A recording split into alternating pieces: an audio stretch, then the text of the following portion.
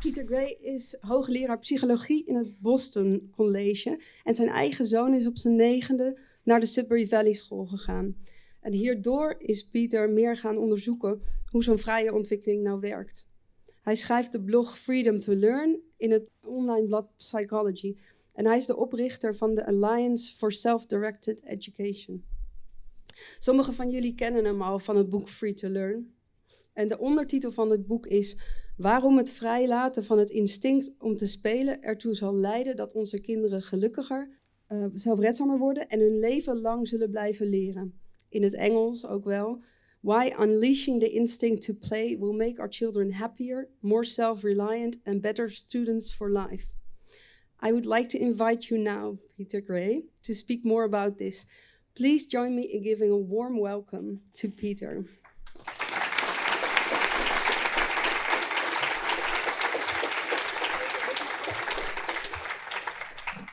So I am an evolutionary psychologist, which means that I am interested in human nature.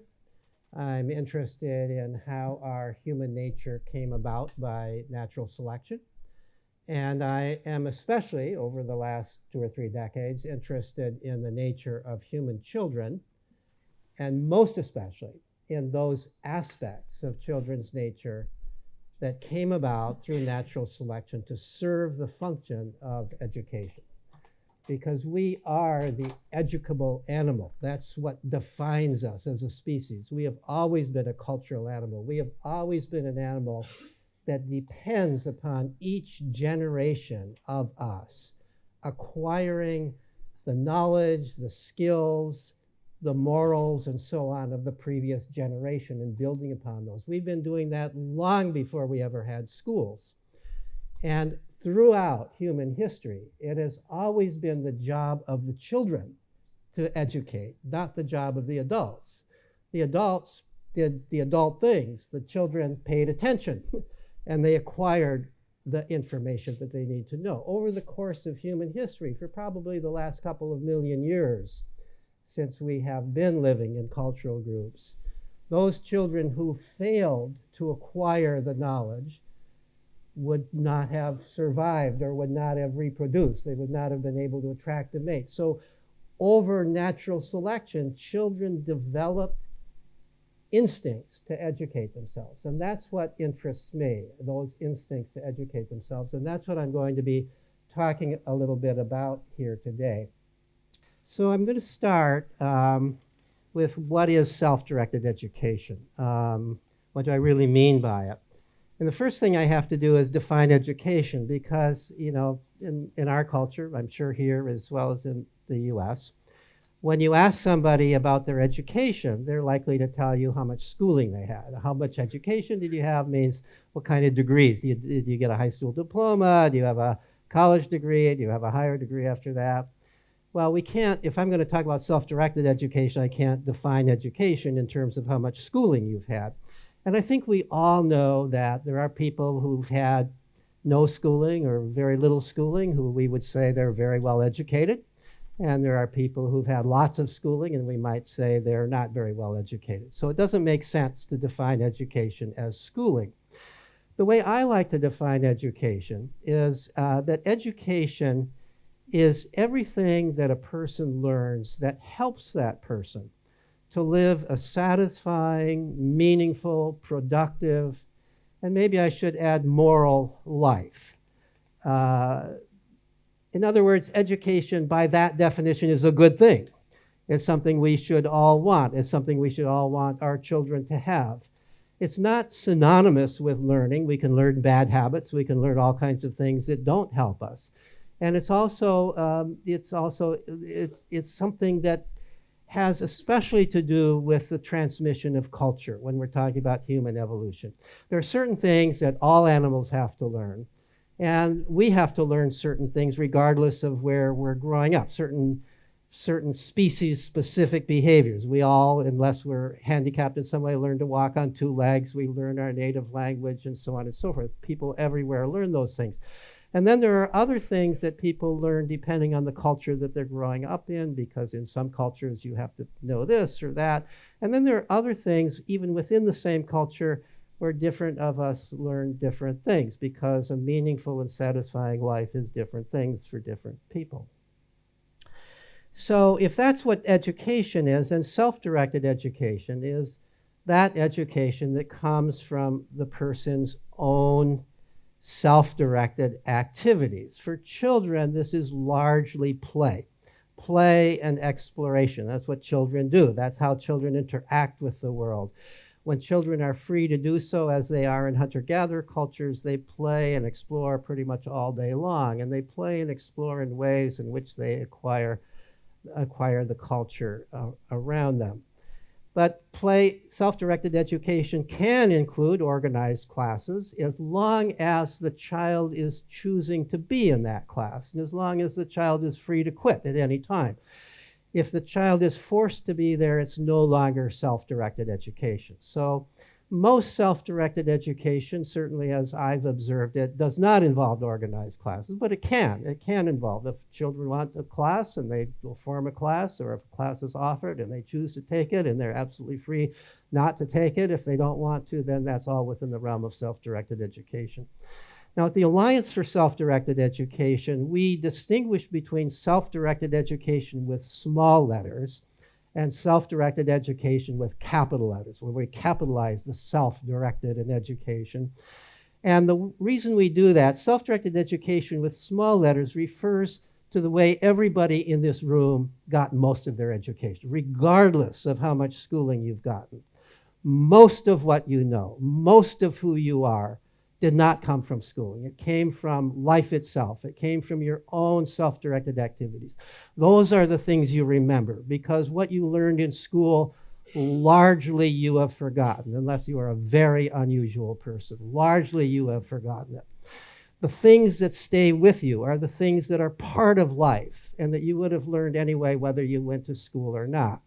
So maybe schooling has been very important to your life because we as a society made it important. We made it a step. You had to pass through this hoop in order to get the job that you wanted. But in terms of who you really are and what you really know, I would argue that schooling was not completely unimportant. I'm sure that everybody who's gone to school has acquired something from it. But most of what you know, most of who you are came from self-directed education with small letters. Self-directed education with capital letters, I mean to be kind of almost like a brand name for people who have chosen deliberately, families who have chosen deliberately that their children will not go to forced education, where all of the child's education will be self-directed in the sense that the child will not be coerced to take classes or to do things that the child does not want to do. There are two basic ways legally that people could pursue self-directed education, at least in the United States and in many other places. One is by enrolling in a school that's designed for self-directed education, such as this school here, and such as the school, Sudbury Valley, that my son went to many years ago and where I've done some of my research. There are now many dozens throughout the world, many dozens of such schools. The other way is through homeschooling by the method that is typically called unschooling, where the child is homeschooled but is not by the parents or anybody else forced through a curriculum, where the parents facilitate the child's pursuit of the child's own interests. In the United States, there are far more unschoolers than there are people going to Sudbury-type model schools. In fact, the rate of growth of unschooling in the United States is very, very rapid. There was a doubling, to the best ability of the government to estimate numbers of unschoolers. There was a doubling of unschoolers between 2012 and 2016, such that by our best estimate, approximately 1%. That's still a small percent, but think of it, that's a lot of kids. That's about 400,000 kids being unschooled in the United States at the present time. As I'll talk about a little bit later, I've done research on graduates of the Sudbury Valley School and also done research on grown unschoolers to see what the consequences of such education is. So we can contrast self-directed education with what I could call imposed education, education that is forced upon a child. And I'm going to argue in this talk that we don't need to impose education. We do not need to impose education. There may have been a time in history when we did, when children were working in factories and so on and so forth, and we had to impose it as a way of getting them out of the factories. There may have been a time when people were growing up in a culture where nobody read. You're not going to read, you're not going to learn how to read, you're not going to learn how to use numbers if you're in a culture where nobody does that. But we no longer are in that kind of a culture, and we now can provide for people who don't have those at home. We can provide settings such as this Sudbury School where there are people who read and people who use numbers. And my observation and the observation of everybody who's been involved in following people involved with self-directed education is if you're surrounded by people who read and use numbers and so on, everybody's going to learn to read and use numbers. Everybody's going to learn it. There have now been at Sudbury Valley, there have now been hundreds of former students, really even thousands of former students. There's never been a student who reached late teenage years without learning to read, including students who had been diagnosed as dyslexic before they ever came to the school. They learned to read within a short period of time. We don't have to teach reading. Everybody learns to read one at some time or another. Not everybody at the same age. That's the thing about self-directed education. Imposed education is designed to produce conformity. It wants everybody to learn the same things at the same time in the same way. Self-directed education doesn't work that way. That's why we can't evaluate it by the same kind of tests that you evaluate imposed education. Some people learn to read when they're very young. Some people learn to read when they're older. They don't have any reason to read until they're older, and then they learn how to read. Some people get fascinated by history, but some people get fascinated by something else. In other words, imposed education, we act as if we're all on the same track. We all have to learn the same things in the same way. It's almost like it's a race, and some people are ahead in the race and some people are behind, and we're supposed to worry if our kids are behind in that race, they're failing, and so on and so forth. Self-directed education doesn't work that way. It's more like a bush. Somebody's going out on this branch, somebody else going out on that branch. You can't compare. You can't say this one is ahead of that one. They're on different branches, right? That one person might be ahead on one particular thing, but that doesn't mean that the child is ahead. This is not a judgment of the child when we're talking about self-directed education. All right, so that's the bit about self-directed education. Now, I said that children come into the world biologically prepared to educate themselves. And what do I mean by that? There's no mystery to it.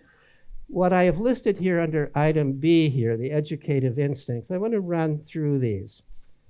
Children are born with these characteristics. Every normal child, every child that doesn't have some kind of severe brain damage has these characteristics. These aren't special, brilliant kids. Every kid has these characteristics. So the first characteristic is curiosity.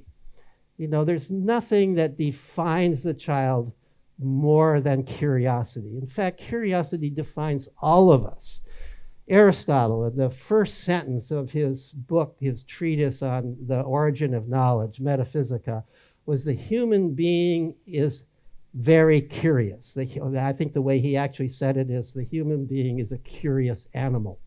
We are curious from the moment we're born until we die. I've known people on their deathbed who wanted to stay alive a little longer just to see what would happen next, right? The worst thing that we can do to a person is put them in solitary confinement. Why? Because there's nothing new to explore. I mean, that's severe punishment. We are so driven to learn about our world that it's severe punishment to deprive us. We could have all our other needs met, plenty of food, plenty of water, comfortable temperature, and yet it would be cruel not to have something to explore. Think about that. Children come in, newborn children, by the time they're just a few hours old and their eyes can just focus, there's research that shows they're already more interested in the new things than the old things. You show them a particular pattern and they see that pattern, and now they have a choice between looking at that pattern and a different pattern. They spend more time looking at the other pattern. They're only a few hours old. And they're already, okay, I already saw that. What's this one over here? Now is kind of what's going on if we can think of, they're not articulating it that way. As soon as children can move, what are they moving for? They're moving to explore the world. They want to get to everything. They want to get their hands on it. At first, because we're all mammals and mammals explore with their mouths, first they explore with their mouths, but then because we're the unique mammal that has hands and opposable thumbs, and they start exploring with their hands. Everything they get their hands on, they want to figure out what they can do with this thing. Nobody has to tell them to do this. Nobody has to coerce them to do this. They just do. We can't stop them. We try to stop them from doing it because they're breaking stuff, right? But they are so motivated to do that. As soon as they're especially interested in other people. They're paying attention to what other people are doing and saying. They're paying attention to, and they're learning constantly by looking around, seeing what people are doing. So that's curiosity. Curiosity is how children learn about the world. Essentially equally important to curiosity is playfulness. Playfulness is the drive that complements curiosity. Curiosity is how you learn about the world. Playfulness is how you develop skills, how you acquire skills. Play is doing stuff. Curiosity is looking at stuff and exploring things, but play is doing stuff and getting good at doing the things that whatever it is that you're doing. So think about the different ways that children play. When anthropologists who studied children throughout the world say that children play in all the different ways that I'm going to list right now, they're basically, if you think about it, they're playing at all the skills that are important to human beings everywhere. And from an evolutionary point of view, that's no accident. They evolved to play in all of these ways. So they play in physical ways, just like other mammals do. All mammals play in physical ways. They chase one another around. Depending on the species, they climb trees or swing from branches in trees. They wrestle, they play. This is how animals get in shape. This is how animals develop their physical bodies. Young mammals, including our young children, are not designed to run around tracks or lift weights or do calisthenics. I hate doing those things even, and children especially hate doing those things. Children are designed to chase one another around until their sides are splitting. They're designed to climb trees. They're designed to wrestle. This is how young animals keep in shape, and we need to allow them plenty of time to do that, including this is how our young children. And when they're playing in physical ways, they're also playing in risky ways. They're climbing trees higher than their moms would want them to.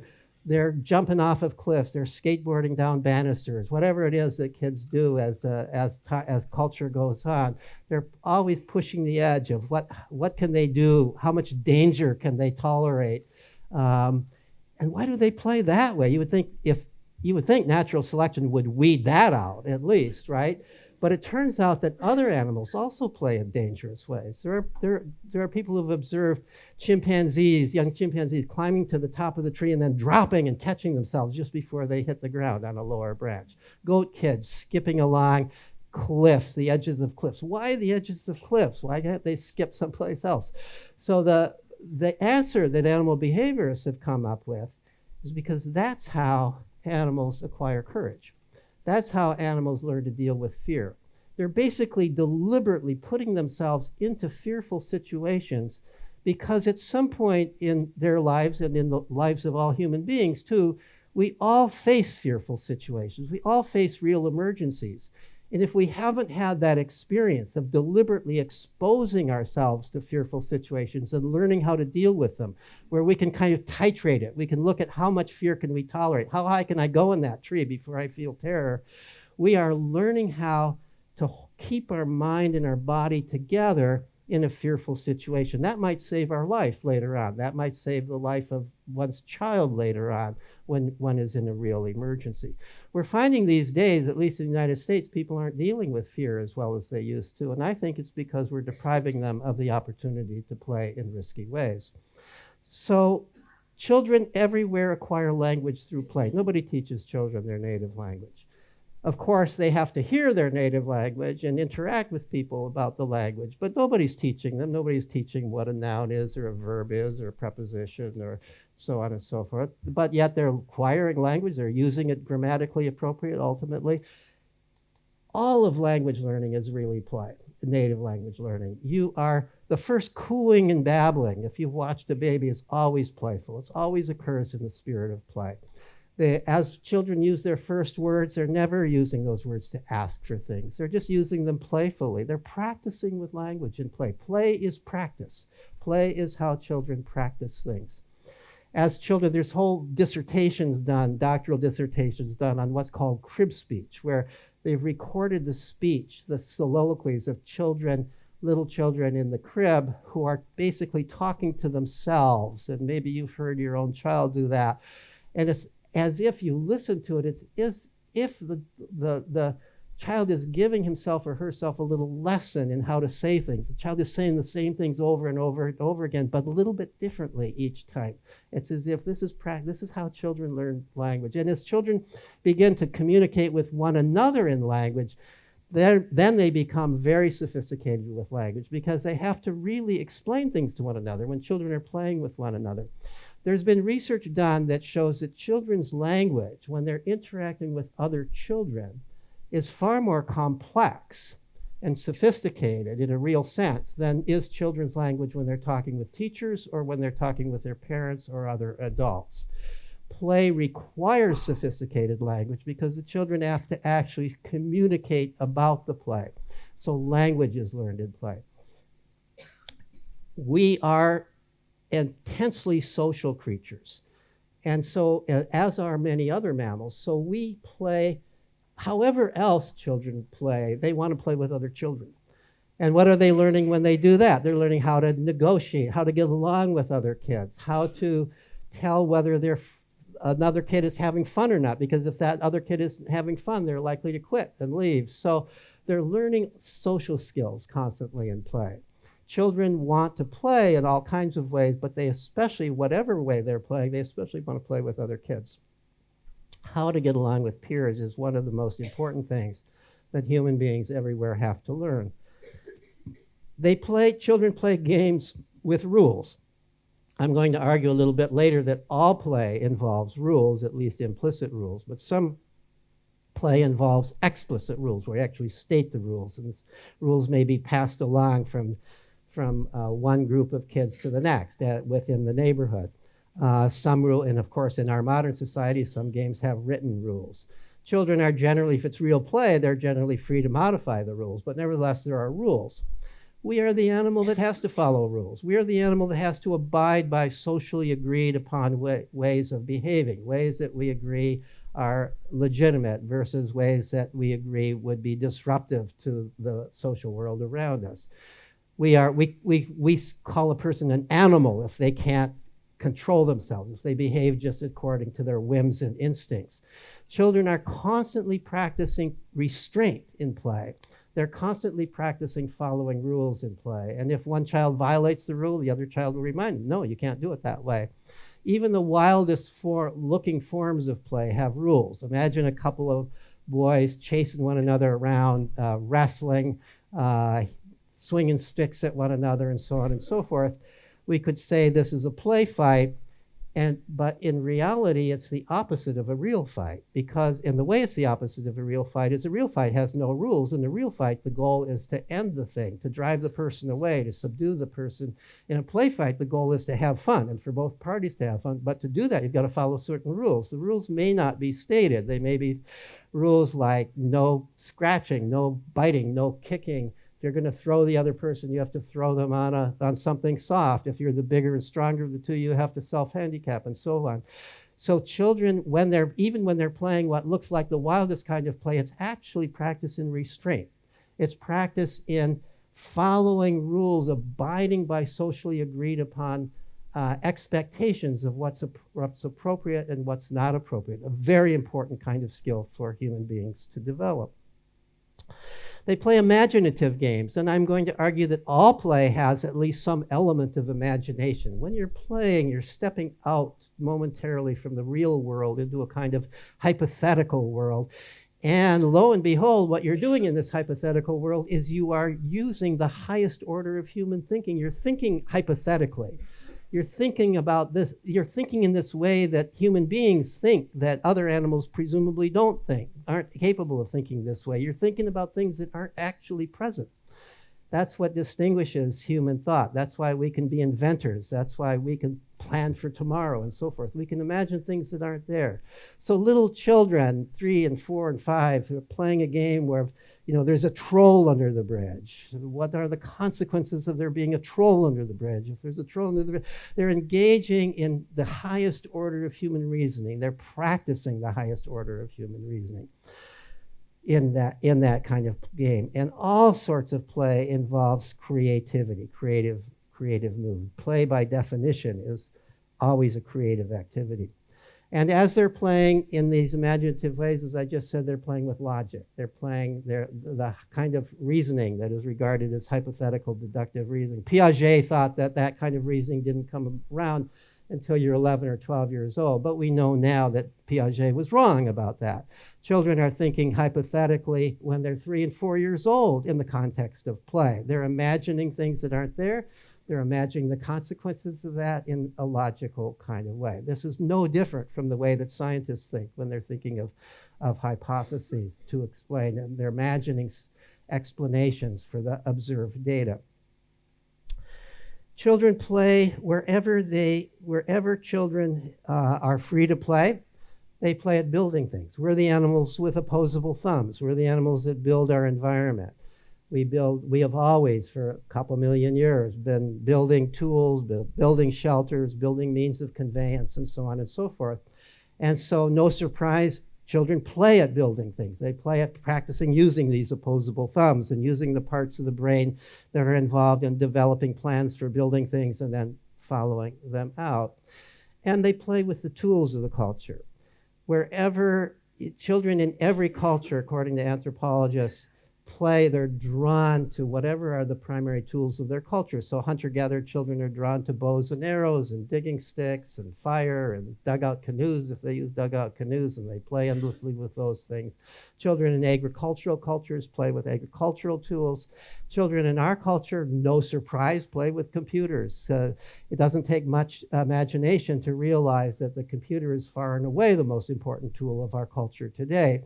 And so any child who comes into the world today looks around and sees, oh, if there's one tool I need to be able to master in order to be an adult in this culture, I better learn how to use computers. And of course, then we blame them for using computers so much. But this is an illustration of what I am arguing is an innate tendency in children to look around, see what the tools are of their culture that are important, and to practice using those tools, get engaged with those tools.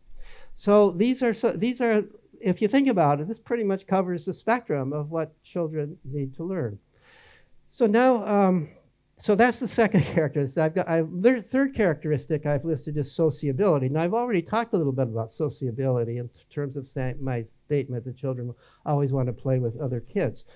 But in terms of education, what sociability is the strong tendency for children to want to know what other people know.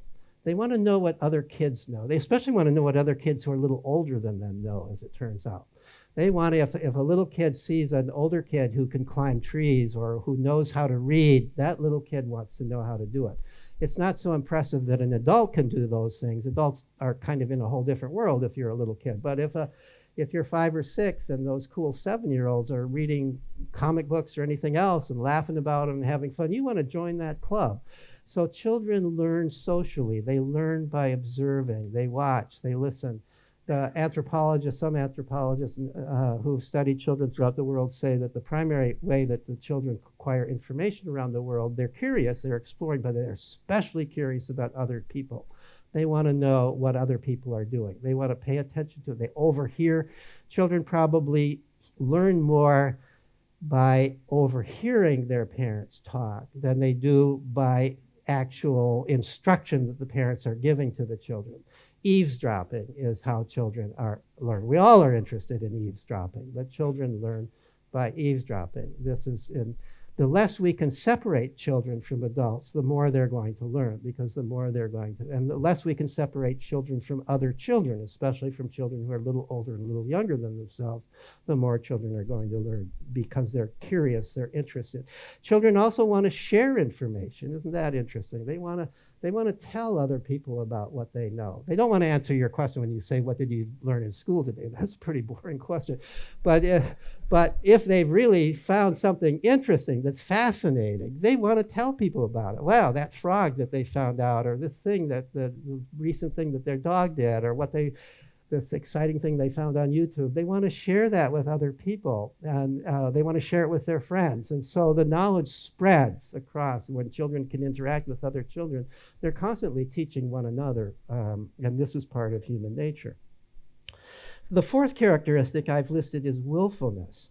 Now, it's interesting that if you look back into the history of schooling, the early models, the early schools, the first really kind of compulsory schools were Protestant schools, and their most clear function was to suppress willfulness. This was, back in the day when willfulness was regarded as sinfulness and the work of the devil, and you had to beat willfulness out of children. And so the early schools were really designed to teach obedience, to suppress the child's desire to do what the child wanted to do, and to teach the child that, no, you can't do what you want to do, you have to do what we are telling you to do. And it's interesting that even today, if you think about it, the primary lesson in school is obedience. The only way you can fail in a standard school is not to do what you're told to do. And the only way you can pass is to do what you're told to do. If you're stubborn, if for some reason you're the kind of person who just isn't going to do what you're told to do, you're going to be in continuous trouble in school. It's not the fault of the teachers. Teachers don't go into teaching because they want to suppress the willfulness of children. It's the fault of the structure of the schools. You can't possibly run a school the way we organize our schools without suppressing willfulness. You can't possibly have 30 kids in the classroom, expect them to all do the same things at the same time, learn the same stuff, take the same tests, and think that you're going to get them all to want to do that. That's absolutely impossible. You can just do it by making them do it, by threatening, by reward and punishment. And so what I want to point out here is schools really are there to suppress willfulness. They're not there consciously. That doesn't serve a purpose anymore. We need willful people. We need people. We learned our lesson about obedience. The Germans were they had the most educated people in the world prior to the Nazi era. We know we need people who can think for themselves. We need people who are critical thinkers. We need people who challenge authority, and so on and so forth. But the whole purpose of schooling was, and still is in reality, to follow authority, to do what you are told to do, as opposed to thinking things through for yourself. So willfulness is children come into the world, as I said, social. They know they depend upon other people. They need to make connections with other people. They pay attention to other people. They're social animals. But at the same time, they also come into the world recognizing at some innate level that ultimately they have to be responsible for their own life. They have to take charge of their own life. Their life is their life. Their life is not their parents' life. It's not the teacher's life. It's their life. And the whole job of growing up is to take increasing control of your own life. And children start doing that very early on. We talk about the terrible twos, where their favorite word is no. I don't want to do that. I want to do it my way. No, don't help me.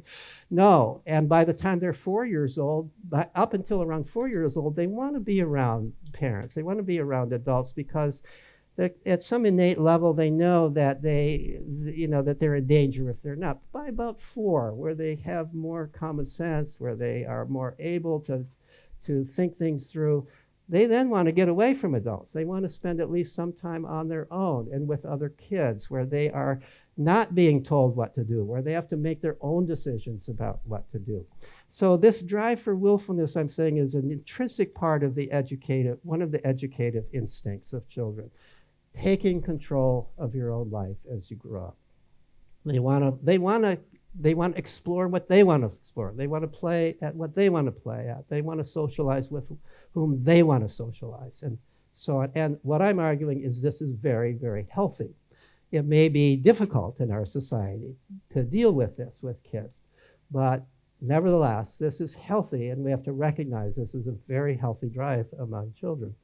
And then the fifth thing that I've listed, this is a characteristic I've listed kind of recently, but the more I think about it, the more I think this is a basic part of the natural instincts for education, is planfulness. This is a somewhat more slowly developing capacity.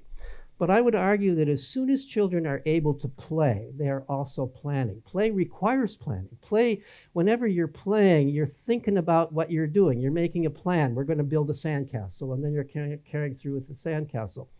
And as children grow older, they begin to be able to plan farther ahead. So they're playing a game today, and they say to one another, well, we've got to go home now. I've got to go home. It's getting dark. My parents are calling me. Let's continue this tomorrow. So they're already thinking about tomorrow. They may forget about it by tomorrow, but they're thinking about tomorrow. And as they get older, they actually remember it tomorrow. And they're thinking, and ultimately children who are allowed to be in charge of their own lives to a considerable degree ultimately become increasingly good at planning. And ultimately, they begin to think at some point, believe me, don't worry, that at some point they begin to think, I'm going to at some point have to make a living. How am I going to do that? And they begin to plan about their life. But this occurs because they've had lots of experience planning. They've learned how to plan. They've developed the sense of being in charge of their own life, and they've developed through experience the sense that if things are going to work out well, you've kind of got to think ahead. You've got to make plans. You've got to prepare for those things.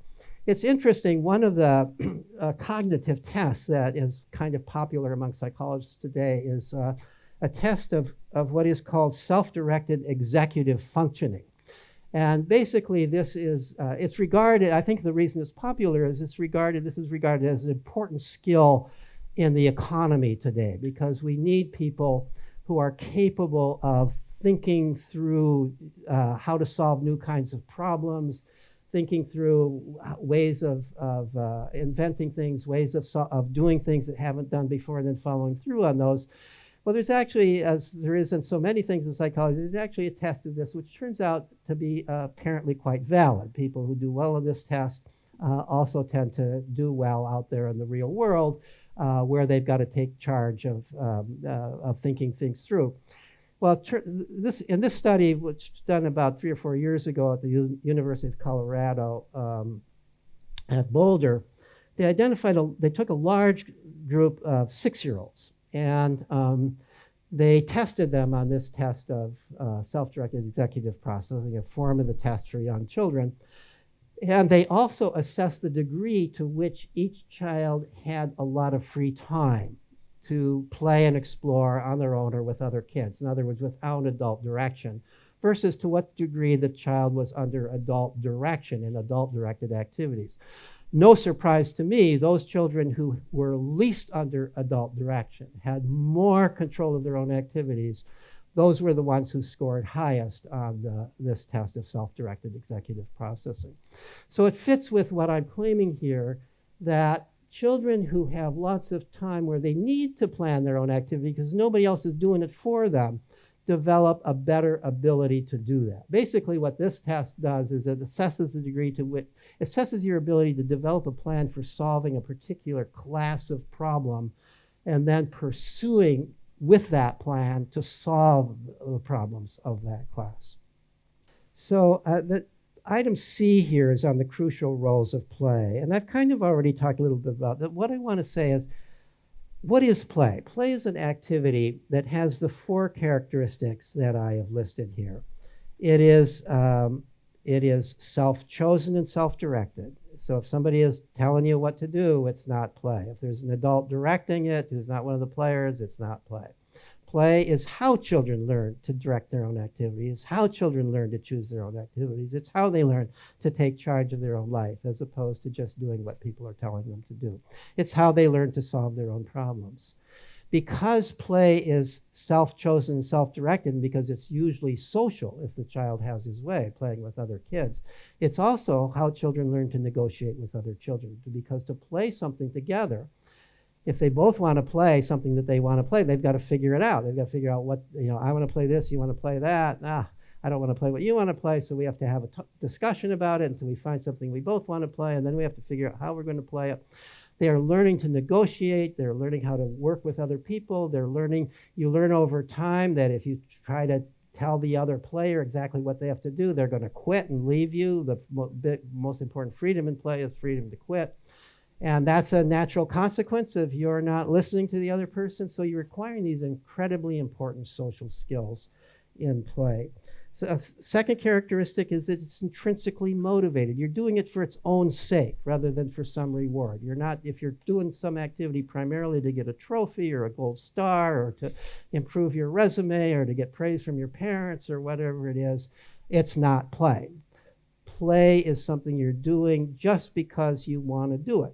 In other words, play is how you discover your passions. Play is how you discover what you really like to do. And the people who are really lucky discover what they really like to do and play, and then they go on and figure out a way to make a living doing that as adults, and they are in some sense playing all their life. And my research on grown unschoolers and on graduates of Sudbury Valley suggests that a very high percentage of them go on to careers that are basically extensions of what they discovered that they love to do when they're children. Play is structured. I already talked a little bit about this. There's no such thing as unstructured play. Play is always structured. It's structured by the children themselves, and it's how children learn to structure things. It's how children learn to create and follow rules. It's always, in some sense, then an exercise in constraint. And play is imaginative and creative. I've already talked about that. So then I've listed here, so if you think about it, from this point of view, children are developing physically, they're developing intellectually, they're developing socially and morally, and they're developing emotionally through play. Really, all realms of human development are supported by play. And from an evolutionary perspective, it's not surprising. Children in hunter-gatherer cultures, which I've learned from interviewing many anthropologists, surveying anthropologists who've lived in hunter-gatherer cultures, are allowed to play from dawn to dusk, basically all day long, and they are acquiring the whole realm of skills that way. This is how we evolved as human beings. We evolved as human beings in a world in which children develop physically, emotionally, intellectually, socially, morally through play.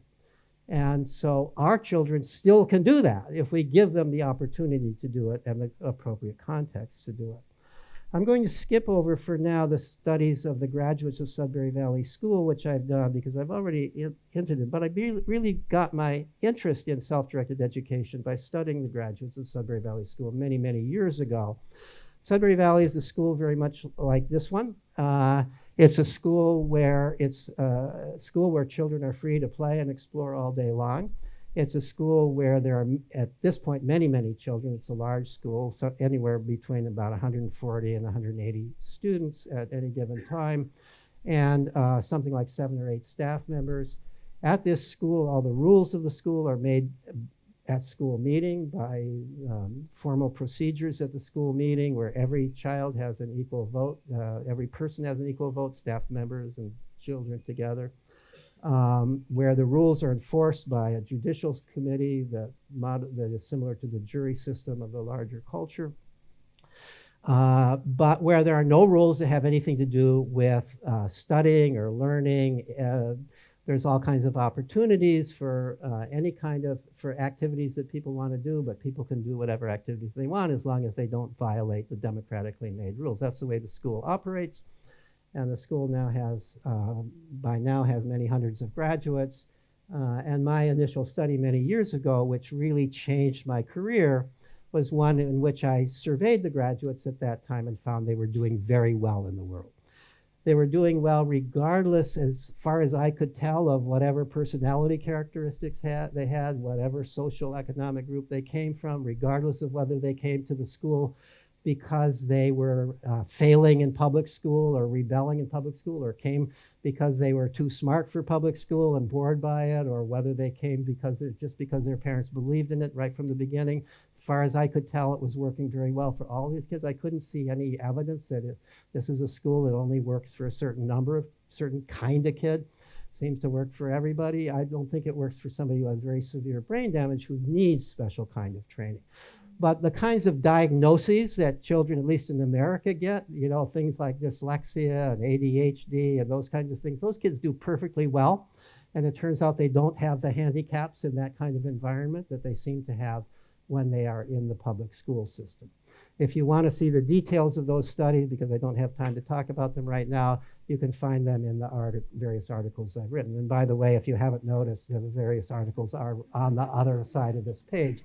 I sometimes say I put this here just so you could tell that I'm a college professor. But, but in reality, they're also there if you want to pursue the actual evidence behind the claims that I'm making quickly here. So I do want to just very quickly list what I've listed here under E, the optimal context for self-directed education. These are characters. I came to this list by thinking about what's common between a hunter-gatherer band, which was the kind of setting in which, presumably for 99% of our evolutionary history, this was the context in which children educated themselves. What's similar between that and a Sudbury model school? And this is the list that I came up with. And I think there's good reason to think that this list gives us a sense of what the ideal setting is for self-directed education. And the point I want to make even before I run through this list is none of these, zero of these exist in our standard schools, zero. We take away entirely everything that a child needs for self-directed education. And then in our standard schools, we try very inefficiently and ineffectively to teach our children by reward and punishment rather than have them learn in the natural way. So these are the characteristics. Number one is the social expectation and reality that education is children's responsibility. We might say in public school, and I'm sure teachers say, oh, it's your responsibility. What they're really saying is it's your responsibility to do what I tell you to do. And if you do what I tell you to do, you're going to become educated. That is not giving children responsibility for their own education. Giving children for own responsibility is, it's up to you to figure out what you want to learn. It's not my job. It's my job to provide the setting, to provide the context, to provide what you need to learn. It's not my job to motivate you. It's not my job to test you. It's not my job to be sure you're learning. That's your job. And it's not even my job to define what learning is for you. That's your job. Children who are trusted in that way become trustworthy in that way. Children come into the world burning to educate themselves. They will educate themselves unless we drive these educative instincts out of them. And in our schools, we tend to drive them out of them. Curiosity no longer applies. Their questions are not the questions of the curriculum. They're not even generally the questions of the teacher. They're just the questions of the curriculum. Curiosity gets in the way. Play, if it exists at all, is called recess, a break from learning rather than actual means of learning. Sociability, helping one another is cheating, right? You can run through the list and all those drives are suppressed in school. So the social expectation and reality that education is children's responsibility. That's why staff members at Sudbury schools don't call themselves educators, don't call themselves teachers. They're just the adult members of the community. The second characteristic is unlimited freedom to play, explore, and pursue own interests. You need lots of time for this. You need time to dabble in different things. You need time to get bored. You need time to discover what you really like to do. You need time to pursue whatever interests you have without bells ringing telling you have to go from one thing to another. You need lots of time and opportunity to play and explore and pursue your own interests. Opportunity to play with the tools of the culture. I said that children are naturally drawn to the tools of the culture. And when I say play with the tools of the culture, I mean do your own thing. Do creative things with the tools. Not just do what you're told to do in some kind of stepwise way. That's not playing with the tools, and that's not how you really learn to become facile. with the tools of the culture. Access to a variety of caring adults who are helpers, not judges. It's important that there not be just one adult or two adults. It's important that there be a number of adults because different adults have different characteristics, and children are very good at figuring out what characteristics an adult has. A child who needs a shoulder to cry on will know to go to this person and not to that person. A child who wants a political argument might go to that person, but not this person. Children are very good, even young children are very good at figuring out the different characteristics and different kinds of things adults know the different way, and they'll go to adults.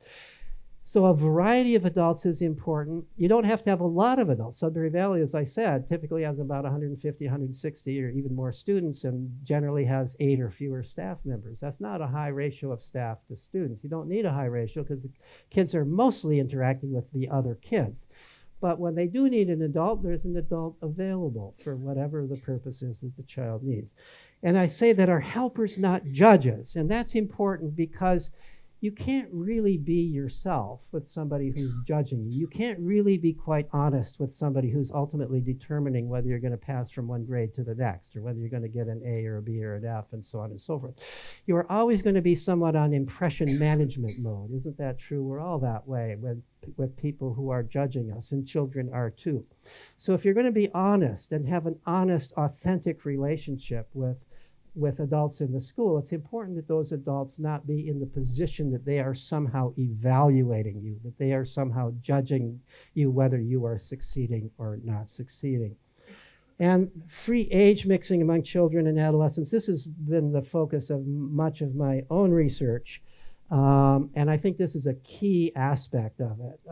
Danny Greenberg, who is the founder of Sudbury Valley School, has said that really is, he calls it the secret weapon. I don't like the word weapon, so I'll call it the key ingredient of Sudbury Valley is the fact that the children are not segregated by age.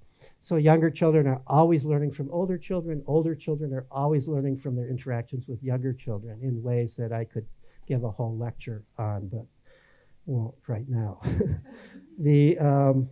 And the sixth thing I listed is immersion in a stable, moral, caring community. Children are not designed to grow up in isolated nuclear families. Children throughout human history grew up in bands where the whole band was essentially the extended family of maybe 20 or 50 people in the band. And Sudbury School is a little bit like that. You're growing up not just You're acquiring not just a sense that the purpose of life is to serve my own selfish purposes, but also the sense that I have some responsibility to this larger community. And the community has a certain characteristic. It's a caring community, it's a moral community, and children are growing up with that kind of a communal sense that I'm learning not just for myself, but I'm learning also so I can be a good member of the judicial committee, or I can make reasonable decisions at the school meeting, so I can help foster this community that I am part of. And in my studies of graduates of Sudbury Valley School, one of the things that many of them told me was that they feel that they are more active politically, more active in their community, more caring about the larger culture in which they're living as a result of having grown up in a school where on a smaller scale, they did have responsibility for the community that they were involved in. And so all these other things I can, if you ask me questions about it, I can answer. But I'm going to turn it over to questions at this point, and thank you for your attention to this talk so far. But,